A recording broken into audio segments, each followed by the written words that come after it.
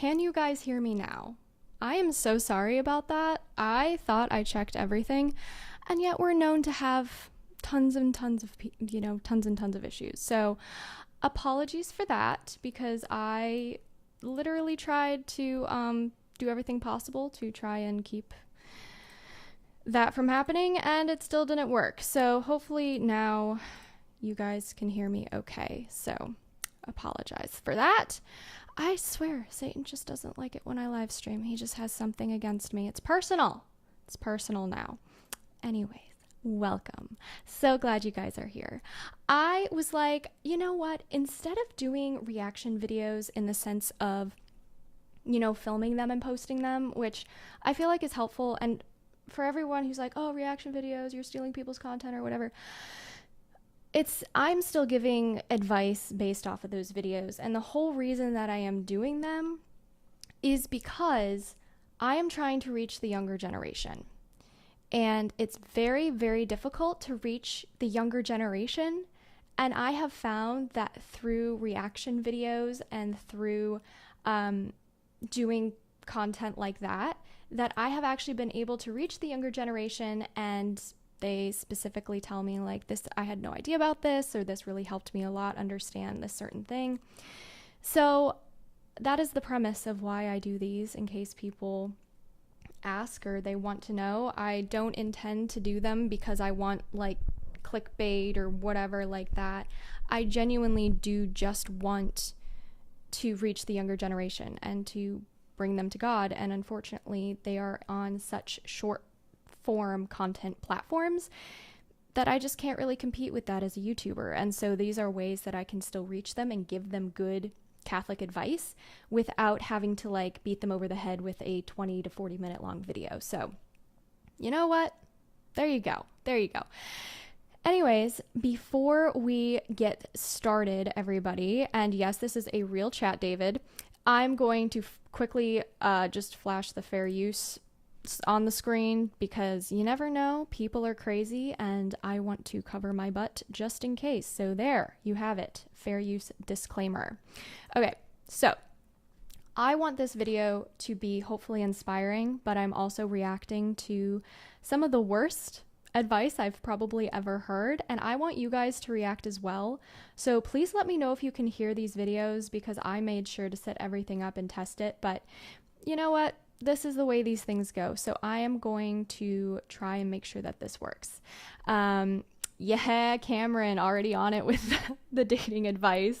Pray the rosary together, 100%. You guys should go follow Cameron, by the way. He has a great YouTube channel and also a great Instagram. So we're actually going to be seeing you guys in a couple weeks. So excited for that. But yeah, let's get into the first video. Again, please let me know if you can hear it or not. We'll go ahead and do that. All right, let's go. All right, so there's this girl. She's Catholic. She's adventurous. She's traditionally minded. Awesome. But she wants me to lead spiritually. No. There's this girl. She's Catholic. She goes to daily mass, prays daily rosaries, but she wants me to ask her out in person. No. So there's this girl. She's Catholic. She values family, understands NFP, but she wants me to stop playing video games. Dude, bro, no. I know. All right, so there's this girl. She's Catholic, disagrees with church teaching, goes to mass every other Sunday, but she'll make the first move and pay for the first date. Finally! Okay, I find these so funny because it's satire, obviously. They're all Catholic content creators, and I love it because, okay, no hate to the men at all, and Cameron's in here being like, that's awesome. Or sorry, Chelsea. Sorry, I was just reading comments. I love this reel because I don't think it's completely accurate to the entire Catholic guy situation that we face, but as women, we have, had certain things that we've expressed to certain Catholic guys, and the Catholic guys don't take it so well. Women have standards these days, and I think a lot of the times men will say, oh, women's standards are way too high. Now, that's very accurate. Some women's standards may be way too high or completely just like shallow and not achievable. For example, maybe she will only marry guys that are 6'2" and have curly brown hair and blue eyes. Like, no, like that's not an achievable standard for most men, and you're going to narrow your dating pool down very, very lowly. Very, very low. Now, that has worked out for some people, though, who have been able to find that, but that's the minority, not the majority. So that's not it. But the video game thing is one that I have talked about, specifically in my Kadult video. And before anyone comes at me, once again, I will say it's all right to have hobbies, but when those hobbies when you put those hobbies above everything else, that goes for hiking and everything else, that's a problem. That's just a problem. Like, if your hobby drains your wallet and all you do night and day are your hobbies and you neglect your responsibilities and your vocation, that is a problem. But video games are one of those things that I despise. I just do not like it. I have played video games, and I'm going to be such a hypocrite because I think it's kind of funny because I have friends who play video games and it's fun watching it, but I personally hate video games, and I personally think that it's a waste of time. That is my personal opinion because I don't like video games. My husband, on the other hand, he likes video games. He will play them. He plays like Dark Souls once in a while, Minecraft here or there, whatever. But it's not it's not something that consumes his life. He has other responsibilities, and if he has a couple minutes to play something, then yeah, he'll play something, but it's not a priority to him. And to me, video games are just really, really boring. I'm a girl. I don't know. I don't really like video games. But there are some women out there who do think that video games are a deal breaker. If their future spouse plays video games, they are wasting time on something that they could spend bettering themselves or doing something. Now, I don't completely agree with that because I do think having leisure things is really important. To just relax and numb out for a little bit, I don't think it's horrible. It's when we turn that into escapism and we start viewing women as the enemy for trying to call men to a higher standard. That's the problem, right? That is the problem. So for me, I'm like, I love reels like that because I think it really is only men who can tell other men about these types of things. And when a woman does it, we just come off as like naggy, or a word I can't say on here. And so because of that, a lot of women who do voice their standards, men are like, oh, if she doesn't let you spend $20,000 on Pokemon cards, you should get rid of her. And it's just like, where are your priorities? Where are your priorities? And women do want to be pursued. They do want to be asked out in person, believe it or not. And we do love flowers, and we do love chocolate, and we do love feeling special. And if you're not going to make a woman feel special, she's going to find a guy who does. And I think a lot of the time, there's a huge problem where men and women are constantly pitting against each other because men are like, oh, women are so unfair, and women are like, oh, there's no good men out there. But what are you doing to become the good man or woman that is deserving of a relationship like Ruth and Boaz, or of Mary and Joseph? What are you doing in your life to become holier so that you are deserving of that person when they come along, or if that is your vocation? It might not even be your vocation. And so, it's just one of those things that I'm against, I'm against all of the video games and stuff, but if my husband wants to play it, I let him play it. And sometimes I'll watch. But for me personally, I know that there are so many other things I could be doing. And actually, one of my friends from JMJ Missions, he was telling me, we had a podcast a while ago, and he was telling me about how every time he sat down to play a video game or something, he could just physically and spiritually feel himself kind of sinking further into irresponsibility. I can't use his exact term because I don't remember, but basically, like, he knew that it was just a time waster. And when he really did end up throwing out his Game Boy or his Xbox or whatever it was, he realized he was more present. He was more,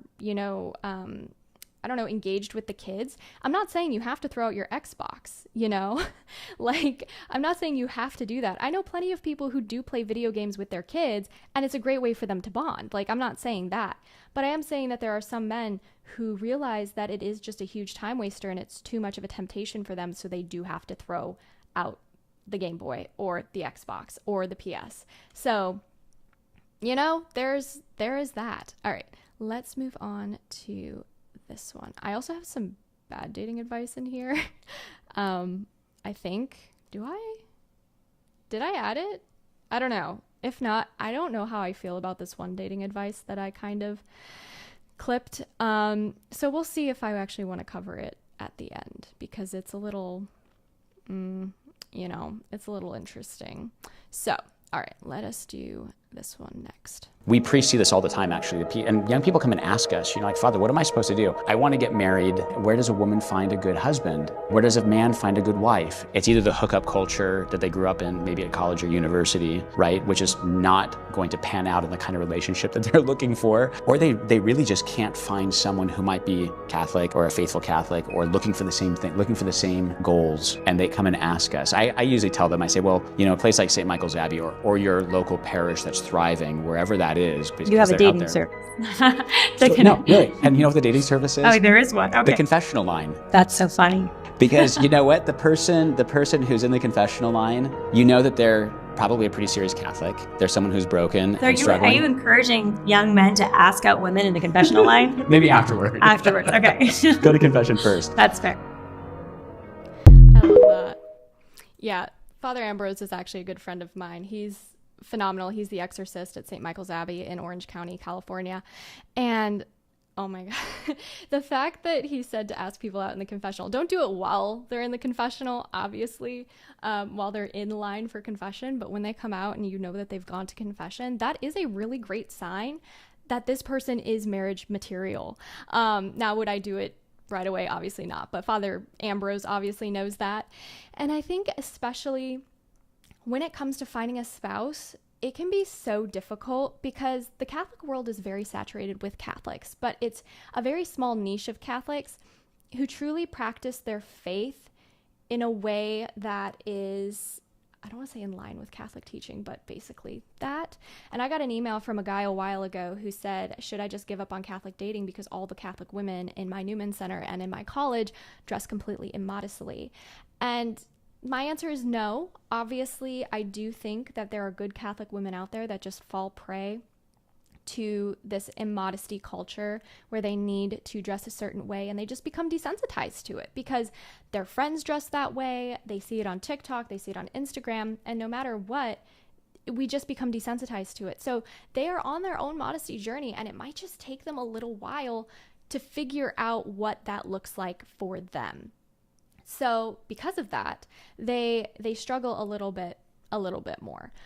But I don't think you should write them off completely if they do have a relationship that is moving towards Christ, and you can tell that through their actions. Like, for example, if they dress immodestly, but it's hard because what we express on the outside is kind of a reflection of what's on the inside. So you do need to discern this very well and make sure it's thorough. But if you bring it up to somebody, not in an accusatory way, I think that's the worst thing you could probably do, is bring it up to someone in an accusatory way, because genuinely people don't really notice or realize they're doing something wrong by, wearing only leggings and a t-shirt, and the t-shirt doesn't cover their butt, or mini skirts and a crop top or something of that nature. I think it can be very difficult to discern whether or not a woman is actually worth dating when on the outside she doesn't present herself as marriage material. That is very difficult, and I definitely think that is a problem, and ladies, we got to be better about that. I am very much so a tomboy. I wear jeans, t-shirts, tank tops, whatever, but I don't wear tank tops outside the house anymore. And that includes on social media. At least I'm trying not to. I'm usually a lot better at catching it, but sometimes I don't pay attention. Okay, I'm not perfect. I can be hypocritical at times. Just quote me on that. I can be hypocritical at times. Okay, I'm not perfect. But I think it's really important as women that we don't go overboard. We're not Muslims here. You don't have to wear a hijab or whatever, but to actually present yourself as visually as somebody who is a follower of God. That doesn't mean you have to veil 24/7. That doesn't mean you have to have, this type of shirt and like a long skirt 24/7, unless that's your thing. If that's your thing, go for it. But it does mean that we do need to be aware of how we are presenting ourselves to the world and how that can look to other people, especially if we're looking to marry someone one day. And I think of this one girl, and I think I forget who it was, but she basically said that she was trying something on in a thrift store, and her fiance at the time, now husband, said, oh, I would really appreciate it if you wouldn't wear shorts like that. Like, these were like booty shorts. And she got super defensive. She's like, why would you try to control me? You're not my dad. La la la la la. Well, she grew a little bit and she realized my husband did not say it in an accusatory way. He wasn't trying to make me feel ashamed. He was just trying to protect his own purity at that time. And he, wanting to marry me, understood immodesty and what it all meant. And so she realized that. She's like, well, why wouldn't I do that for my husband? Why wouldn't I listen to the head of the house? What are booty shorts to me? Why do I care so much about a piece of clothing when my husband is more important? Well, at that time, fiance or boyfriend. So that's definitely something to keep in mind. And I think it's really, really hard for women, myself included. I went through this with a boyfriend where, granted, he wasn't the best, so there was also all of that, but I went through it with him where I would put on a dress. He's like, you're really going to wear that? Or I would dress, and it would make me really sad, because I put a lot of work into what I wore and everything, but I wasn't the most modest at that time. And then I started dating Max, and we had a discussion about some shorts I think that I wore, and my instant reaction was like, oh my gosh, I'm so sorry. I had no idea. I'm so glad you told me about this. Not because I felt accused, not because he was domineering about it. He came to me with a very loving and I guess just caring tone, and was like, why do you feel the need to wear these? Why, don't you know you're beautiful? And, when you wear things like that, it hurts me because, you're going to be my wife, and I don't want other people to have a side of you that I have. He didn't say that specifically. I'm paraphrasing because I don't obviously still have it, but basically, yeah. And I was just like, thank you for telling me. Like, I just never would have noticed, to be honest. Like, a lot of women are genuinely they just don't notice when they're wearing something because they are so desensitized to it. I don't know how I got on this tangent based off of what we just watched, but my thing is that I am just like, when it comes to finding a spouse, it can be so difficult. And people are like, oh, I've already heard it before. I have to go to youth groups. I have to go to church. I have to look for people with a white veil on and not a black veil. Although I did used to wear a black veil when I was single so that people wouldn't ask me out because I was in a dating fast. Anyway. And, just like they've heard it all before. They've heard all this information before. And it still doesn't work. They're still stuck. They still haven't met somebody because their parish isn't thriving. They don't know what they're supposed to do next. They feel stuck. And it's just really unfortunate. And so, unfortunately, what some of these people have to do is they have to move. I know. People don't want to hear it. And I wouldn't want to hear it either, to be honest. Moving is kind of a big deal. But the thing is that if your parish isn't flourishing and there are no parishes around you, I think this is very rare. I think it's very rare that there are no flourishing parishes around you. I think there are definitely some. You might even have to drive like 40 minutes, but there should be at least one. But let's say there isn't, and you're in the middle of nowhere. You might have to move. And people don't want to do that, but to me it's like, what are your priorities here? If your priority is not to get married in the next 5 years, great, stay where you are, like work on your degree, work on whatever you're doing, and after that move somewhere else, or maybe the right person will move to your town and find you. But most people aren't like that. A lot of people want to get married right away. They don't want to be single forever. And so a lot of people have decided to either move or do online, I guess, online dating, but also matchmaking posts and finding matchmakers. Now, there's nothing wrong with that. I definitely think that online dating has its place. You can definitely find a spouse while online dating. I know plenty of people who have done it, and they have amazing marriages, and it's phenomenal. But unfortunately, we know that the ratio of women to men is significantly different. There are way more men on Catholic dating apps and apps in general than there are women. And it can be very hard to vet the people who are actually Catholic and those who aren't. I know a girl, and she told me the story of one of her friends who was on a dating app. And she saw this guy, he had Catholic in his bio, and he seemed to be into a lot of the things she was into. So she messaged him, and they got to talking for a while and everything like that. And then guess what happened? Well, turns out he's not actually a practicing Catholic, and he only puts that in his bio because it gets him more dates. Yes?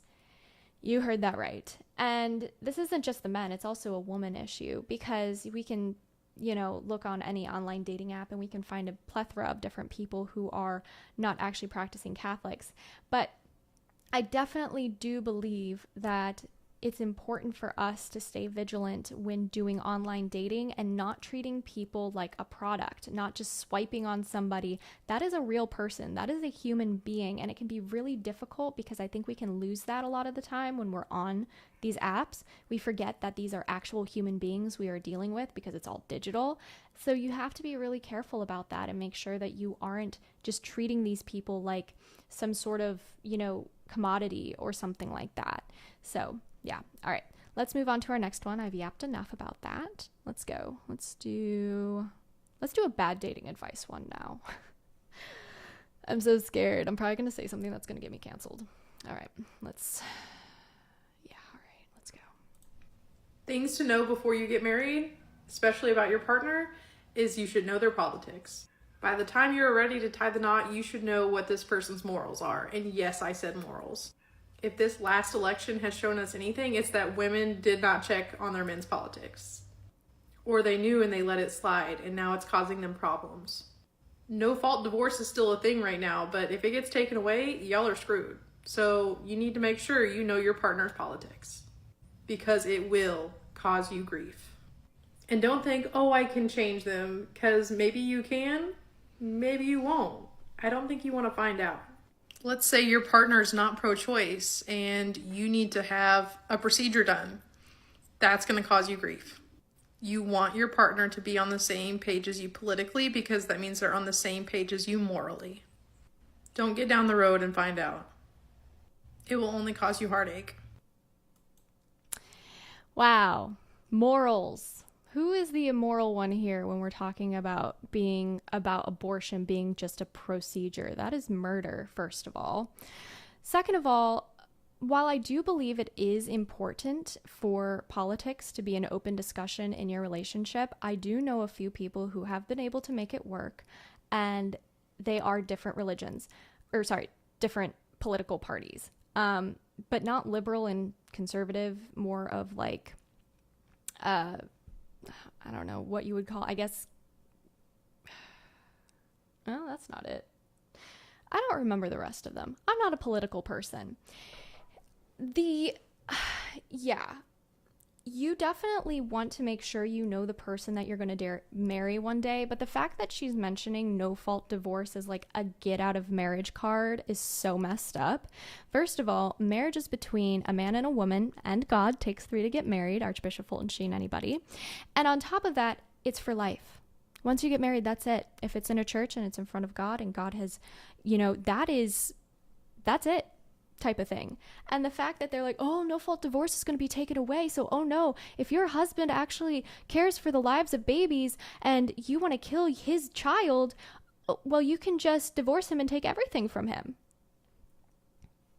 So messed up. So messed up. Oh my gosh, you guys.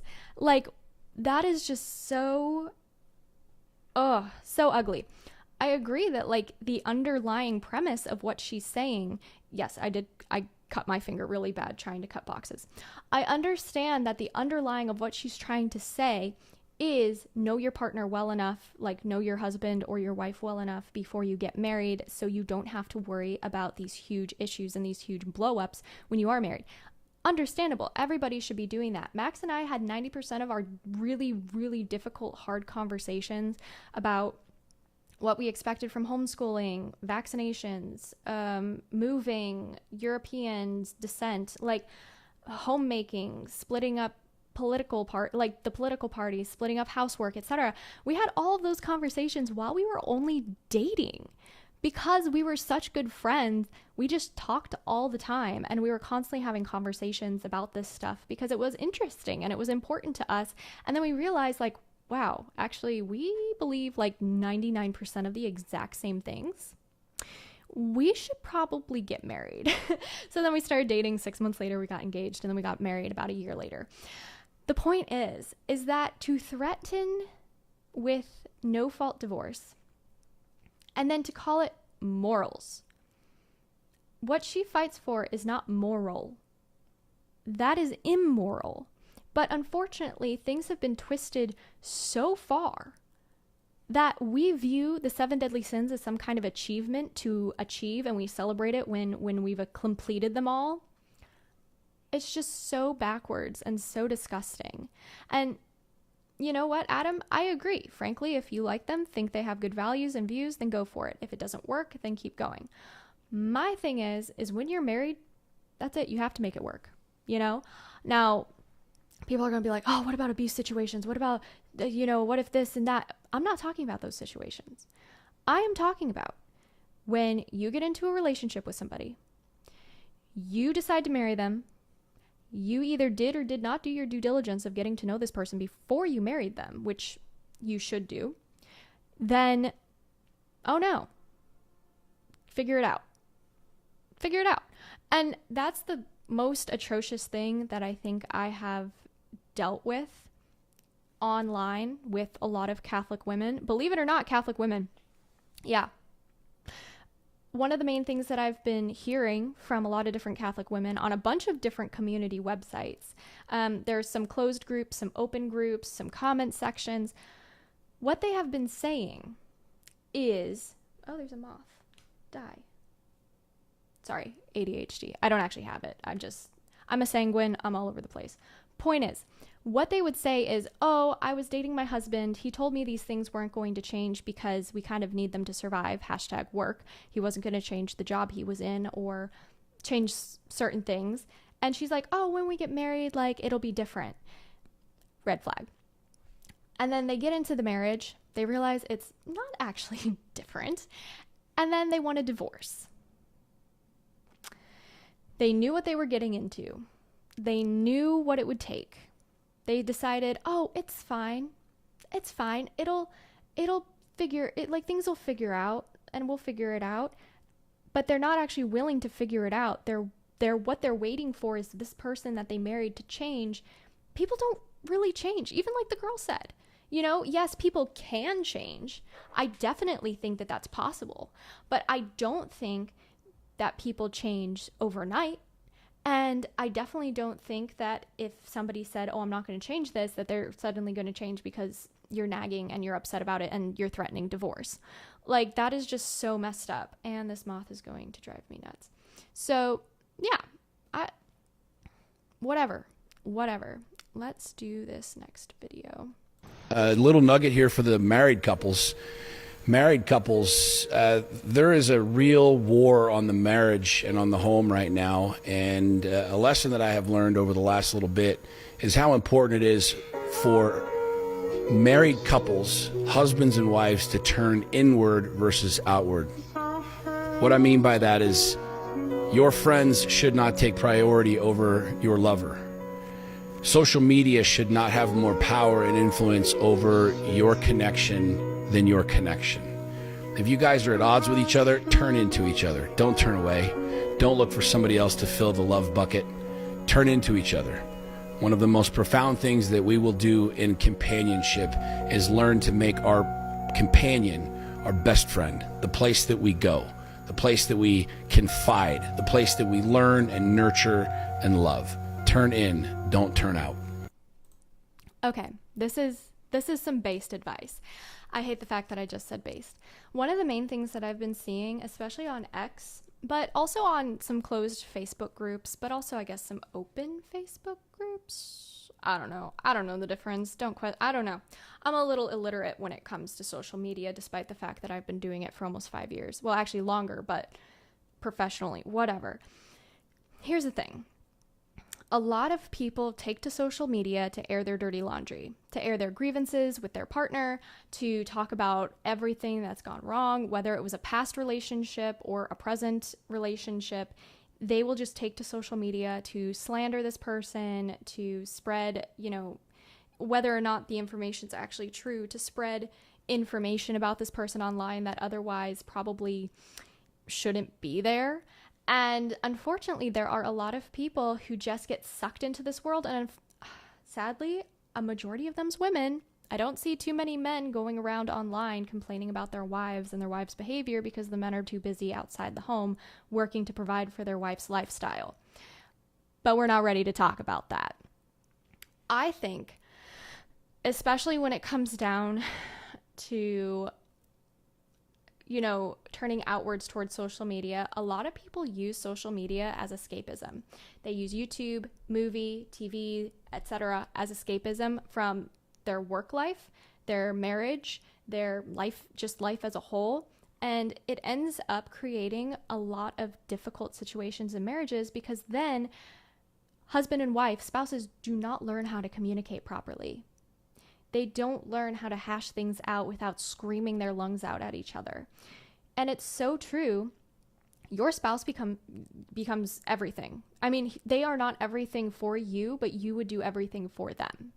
So your spouse is not your therapist. He is not your girlfriend. He is not your, spiritual director. We need separate people for those things, because if we expect all of that out of one person, we're going to be disappointed. That's just not how it works. He is first and foremost your husband. She is first and foremost your wife. And they should always come first. Your husband, should always come first. I'm saying husband because I'm married and I'm a girl, so I'm going to say husband. You need to be able to have your priorities straight. If your buddy, true story.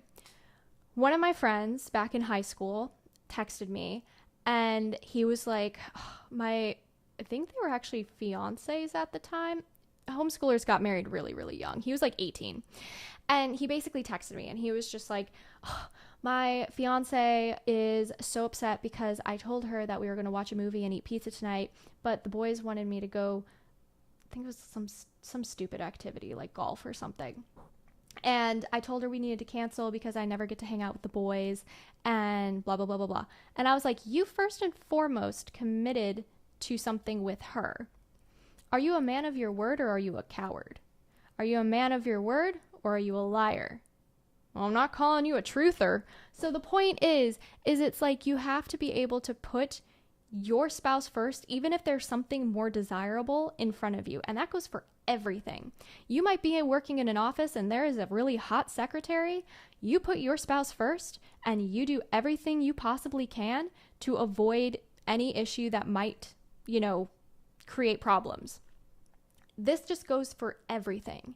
When it comes to family, you split off from your mother and father and you and your spouse become a new family. So if he's a mama's boy and his mom likes to intrude into your relationship, constantly trying to tell you how you should, plan your weddings, how you should plan your parties, how you should, baptize your babies and how you should raise them and stuff like that, it's on him to stand up to his mother and to say, Mom, that is enough.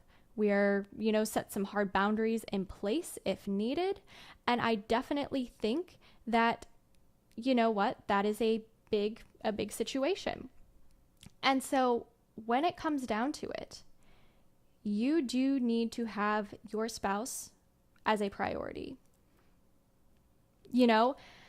I cannot tell you the amount of times where, when Max and I were engaged, and I don't remember what it was. I was pet sitting, I was doing something, and I remember having the worst day ever. I got into it with some people. We had some family problems going on, and I don't remember exactly what happened, but I texted Max saying, like, I'm just really upset right now. I don't think I can come, and, you know, we planned on, I think, having dinner or something, and I don't think I can drive out there, like, because it was really far to drive. And I was just having like a little mental breakdown, as you do. It's just, I'm just a girl. And he was just like, I'll be there in 40 minutes, basically. And he hopped in his car and he made me an iced coffee, and he basically came and sat with me on the couch, gave me my iced coffee, and listened to me talk while I explained what was going on and just kind of processed everything. And it was one of those things where I just really felt, you know, like I was a priority. And that's something I never really had in a relationship. I never really felt like I was the priority. Now, a lot of people in the comments are like, well, if he hasn't seen his friends in a long time, like, you know, he should be able to go see them. Here's the thing. Last minute plans. She already ordered the pizza. She had everything set up. Here's the thing. You guys don't know the full story because I didn't tell the full story, but everyone always assumes like, oh, well, what if this and that and this? She had everything already set up, and he came downstairs and was like, oh, you know what? My guys just texted me and like, I want to go do that. No, that is not appropriate. Obviously that is wrong. He should have stayed. She set everything up. The pizza was there. The movie was about to be on. And he was like, actually, I want to go play like golf or something with my buddies, even though you set all of this up for me and like you put so much work and time and love and effort into it. Yeah, I'm going to go hang out with my guys. Sorry, babe. You can see my eye twitching. Okay. We have one left, and then I'm going to go ahead and make dinner because Max will be home soon. So we are going to go ahead and watch this last one. Hopefully y'all on Instagram are still alive because it's frozen on my end. But I hope you guys are enjoying. All right, let's watch this last one. Here we go. These are some controversial rules in my marriage. To me, they're not controversial, but according to society, having rules at all is controversial and oppressive. But with the divorce rate being over 50%, I'm not going to listen to society. Number one, he is the head of the household, which means he's the final decision maker. Does this mean I'm not involved in conversations or decisions at all? No, but it does mean that at the end of the day, he has the final decision. Women, it is much easier to trust God and to trust your husband than to be a control freak. Number two, we don't do 50-50 and we do not call each other partners. We don't own a law firm together. We are husband and wife in a lifelong union. Number three, we do not throw the word divorce around at all, not even to joke. Ending a lifelong covenant is really not something to joke about, so that word is just not in our vocabulary. Number four, we don't hang out with friends of the opposite sex alone, and we also don't text friends of the opposite sex unless it's something like, hey, can you text so-and-so to bring potatoes for tonight's dinner? I don't know. And if I do need to text one of our friends of the opposite sex, I just throw them in a group chat with my husband. It's a respect thing, and there's nothing that you should be talking about with someone of the opposite sex without your spouse knowing, unless it's like a birthday gift or something. And number five, we have very clear roles/chores in the house. I highly recommend establishing this before you even get married. That way there's no room for resentment. One example of this is Noah never touches the laundry and I never take out the trash. Let me know your thoughts because I could keep going.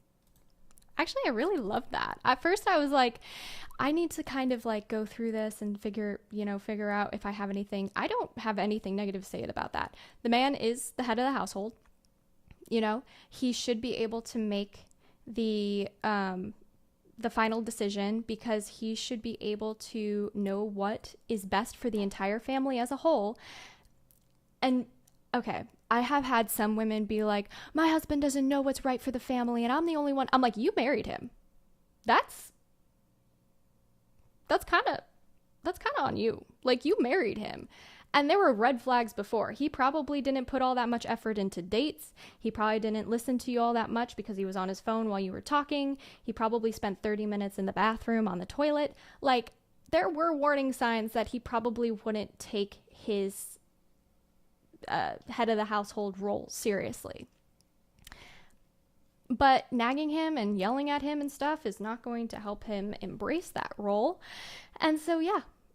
Max always has the final decision with our situations or any decisions that we make. He takes my input, and a lot of the times he goes with what I say because he thinks that it's well-rounded. We find an agreement on something, or we do just go with whatever he thinks is best for our family because he's the head and I am not, and I'm okay with that. Honestly, it's kind of nice not being super responsible for all of these big decisions, and I think that's okay.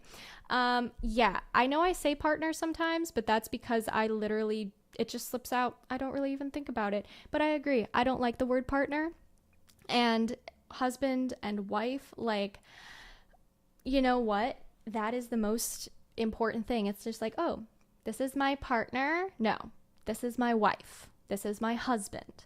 It's like, yes, be direct with what you mean. Mean what you say and say what you mean. You make your yes, yes, and your no, no. It's like, you got to be able to have that, you know? And yeah, partner is just kind of weird. Yeah, I honestly have nothing else to add. I feel like she, you know, expressed it really well. So 10 out of 10. I was thinking about doing this very, very last one. I don't know.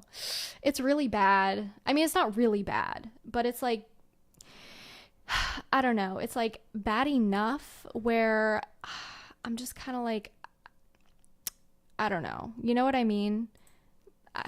It's really hard for me to decide whether or not to do it because I do feel like there's, I don't know. Maybe I will. I have to, let me see here. Let me do that because I have to upload it because I didn't originally upload it because I didn't want to do it originally. So let me upload it now. Because I was like, oh no, we're not going to talk about that. that. I've come up with 10 questions that you can ask when you're Well, dating here we are. to see if this person actually has empathy and progressive. All right. Quiet, sweetie. Whoop. Okay, I can't. Wait, hang on. Let me do this. Can I just. There it is. Okay, properties. Okay. All right. This is the last one we're going to go for today, and I am going to do my best to not cringe and die. So I have come up with 10 questions that you can ask when you're dating to see if this person actually has empathy and progressive values without being so obvious. Like they're actually going to have to think about this. So here what happened to being direct? The first question is, tell me about a time you changed your mind about something important to you that maybe your friends or your family members didn't agree with. This will reveal whether he's open-minded and he's capable of growth. Second question, what is something in society that you think is unfair? If he says like men are oppressed now, then you know, okay, he's not your guy. But if he talks about wealth inequality or racial inequality, then maybe he is. Number 3, who's a public figure that you really admire and why? If he's saying like Bernie Sanders or AOC or Kamala Harris, then great. If he says Andrew Tate or Elon Musk, then walk away slowly. Yeah, Number 4, fair. if you had $1 billion, what would be the first big thing you would want to fund or fix in our country? If he says, oh, I would invest it all actually and make more money for my family, that might not be great. But if he said he would help fund education or healthcare or protect any marginalized community, then that's a good one. Number 5, what is a book, a podcast, or a documentary that really made you think differently about something? If he can't come up with anything, then he's probably not intellectually curious. Number 6, what's a time where you realize life is not fair for everyone? If he's never considered this before or can't recognize that he has any kind of privilege, then there might be a chance he lacks empathy, or at least thinking outside of himself. Number 7, do you think everybody should have access to basic needs like healthcare, housing, and education? Why or why not? Because a progressive person will recognize that there are systematic barriers for certain people in our country. Number 8, what do you think is the biggest challenge that women face today? If he can't recognize that women still have to deal with the pay gap or that their safety is in question, he is not self-aware about himself or the people around him. Number 9, how do you handle situations when you realize that you have hurt somebody, even if it wasn't intentional? It would be a big red flag if he dismisses the idea of apologizing and can't recognize the difference between intention versus impact to apologize. Number 10, let's circle back to this privilege, okay?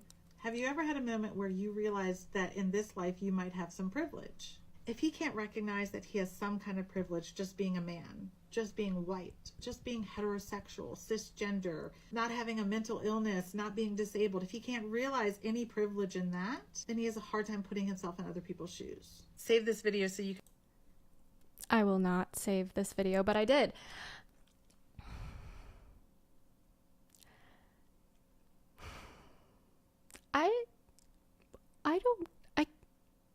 Okay. I'm not one of those people who is like, you know, who gets like crazy upset about things or anything like that. But that just made me internally cringe so hard. It was just so hard to watch. Here's the thing. I agree with, like, yes, you should know when you hurt somebody, you should be able to apologize. Great. Totally. Ow. Sorry. My finger still is cut open, so she kind of hurts. I agree with that. But to say that there is still a gender wage gap, that's a complete myth. The whole reason there's a gender wage gap is because men work more, longer, and harder than women do. I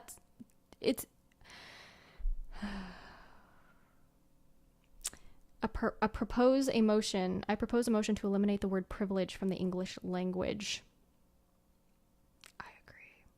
I freaking agree.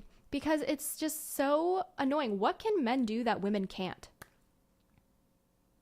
I mean, yes, there are differences and everything like that. But what I'm talking about is, like, I'm sorry, have you seen some of the women CEOs? They're kind of unbearable, I'll be honest. But what can men do that women can't? It's just not in our nature to do it. There's nothing wrong with that. It's not in our nature to work however many hours a week, and we don't have testosterone. We don't have that type of drive. We're built different. And so, you know, like, oh, men are oppressed. Kinda. I mean, they're demasculated constantly by women like this, and they're underappreciated for the amount of work, hard work that they do. Do we remember that men were the ones who went to war for our freedom? Do we remember that men are the ones who work on oil rigs and do a lot of construction work? Women don't really want to do that. Oh, but there's women out there who do it. Yeah, there are, okay? But that's not the majority of people. You can't say like, oh, women can do anything men can do. Let's just put them on an oil rig. Yeah, let's see how that goes. Brittany. That sounds good. And also just the fact that, like, she also sells, like, a course on this, on how to, like, find yourself. And it's just so narcissistic. So me. And she's doing all of this, and it's so sneaky. Like, this poor guy, they're going into this automatically being like, this is how you can tell if a guy's a conservative without actually asking him. What's wrong with just asking? Hey, what's your political stance? Like, why is it so difficult for the left to just be honest? Because if they were honest, well, all the lies and the evil would actually show. But why not just be forward? Why all the behind the back sneaking, having to be like, oh, do you like Kamala Harris? Also, did you throw out of a coconut tree? Did you fall out of a coconut tree? I mean, I agree that Andrew Tate and Elon Musk are not good role models for young men. I agree with that. However, at the same time, AOC, Kamala Harris, also not good people. Like, good role models for men definitely would be, first of all, Jesus Christ. Thousands to millions of saints that are just available to us. Like, we literally can read about almost any saint's story, and there are so many truly masculine men, not pseudo-masculinity like there is online these days, because there is a lot of pseudo-masculinity online, both in the secular world but also the Catholic world. You need to know what true masculinity looks like. And we can look at St. Joseph, we can look at the saints. It's just so crazy to me, so crazy to me. And yeah, just the behind the back stuff, cannot handle that. That is so annoying. It's like, if you're not going to be honest with this person, that is a huge red flag. If you cannot be honest on the first date and just genuinely ask them, hey, what political party do you affiliate with? And not be able to like freak out and be like, oh, you misogynist, blah, blah, blah, blah, blah, blah, blah. If they're not what you would expect, you're the red flag. Sorry. But it's true. All right, guys. Well, that's all I have for you guys today, because I have to go start making dinner for my husband because he's going to be home soon from work. So yeah, with all of that being said, I hope you guys enjoyed. And you know what? It's just so crazy. So crazy out there. I don't envy y'all that are in the dating pool, but just know there is hope. And remember what Father Ambrose said. Go to the confession line. So yeah. All right, guys. I'll talk to you later. Bye.